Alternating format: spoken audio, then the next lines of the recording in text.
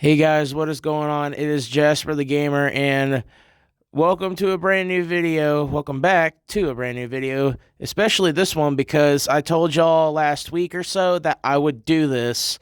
I'm a bit late getting to it. I wanted to actually do it within the first week-ish, which is kind of still that, but still, like, it came out Friday where I'm at, December 1st, and I was wanting to see it a day or two after, but I didn't see it till last night. But hey, it was damn worth it. So today, guys, I'm going to be putting my thoughts and sort of a review on Godzilla Minus One. What do I think? Let's find out. So let's go on ahead and just jump into it. So one of my favorite things I really enjoyed about this movie was I really loved the effects, and the budget, from what I understand, was just roughly 15 to 16 million dollars. And if you guys know anything about the MonsterVerse movie, they go like 3 to 4 times as much as that on budgeting. But this movie didn't have to really go that far in budget. I mean, of course, it was a lot, but it wasn't like, necessarily over the top budgeting, like sometimes how we have to. But the effects were great. I really loved Godzilla's design in this. Godzilla looked real. He looked like a monster, felt like a monster, sounded like a monster. Like he was the bad guy, or the bad one. Like, this Godzilla actually terrified me, to say the least.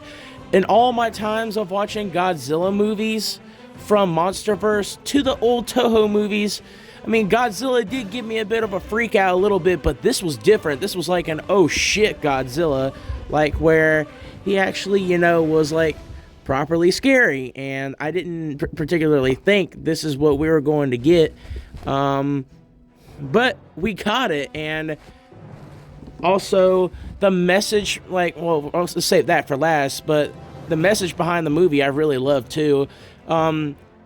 And something that's rare in these kinds of movies that we never got was the human characters actually have purpose. Like, you can feel for them, like you can relate to them in some form of way, especially the kamikaze pilot. I forgot his name. Koichi? I forgot his name, but something like that. And you can feel for him because, they're like, in the movie, it's like, hey, like, you're the dude that was supposed to die in honor to try and help everybody, and because of you, and they blamed everything on him and just how he's a bad person for not doing his job or whatever, and it was a roller coaster of emotions for him. And then he has PTSD from Godzilla, like, killing his friends on Odu Island. I think that's what it was, Odu Island. And he killed his friends, and then only him and his mechanic, some of these Japanese names are hard to remember and hard to pronounce, so I'm sorry. But yeah, he and him were the only survivors, and it was both a burden they had to carry.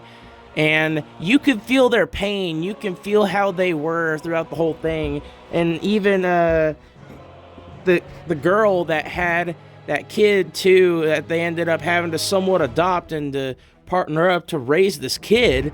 But yeah, it was totally like a huge roller coaster of emotions throughout the movie as well. I didn't expect to entirely get that from any of the human characters. I was like, okay, this is just human characters. They just fill in a little bit of commentary gap or whatever. That's what I was thinking. But no, actually, I was invested in what they had going on too, along with how Godzilla was going to be treated in this, and it all delivered good in one package.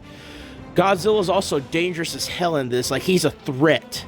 Like, his atomic breath, I don't know if I've ever seen an atomic breath get that scary and as bad as it is with that kind of power.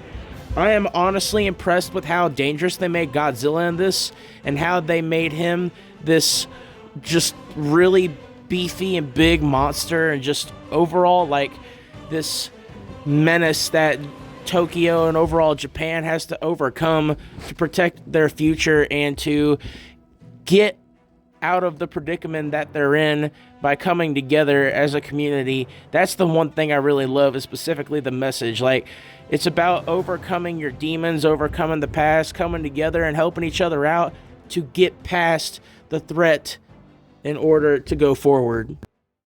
Overall, the movie was a 10 out of 10. The emotion, the characters, the situations, the monster, the story, message, everything was pretty much perfect in this movie. And it's been a long time since I have seen a movie that just does pretty much everything right in some form of way. We have not, I think we can all, most of us can say we have not gotten a movie like this. Like, this is not only probably the best Godzilla movie, but also one of the best movies ever made, not just in recent times, but probably in history.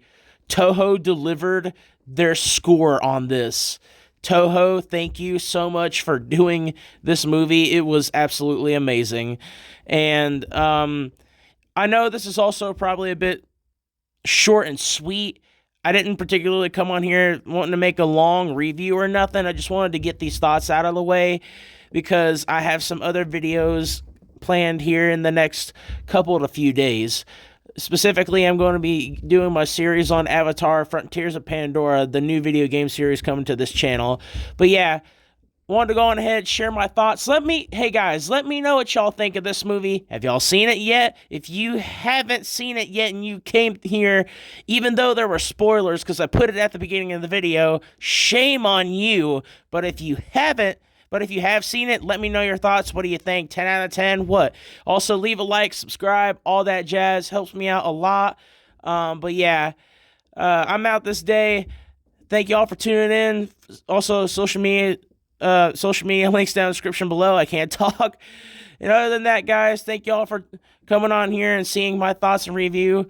Amazing Godzilla movie, and I will see y'all in the next one. Peace.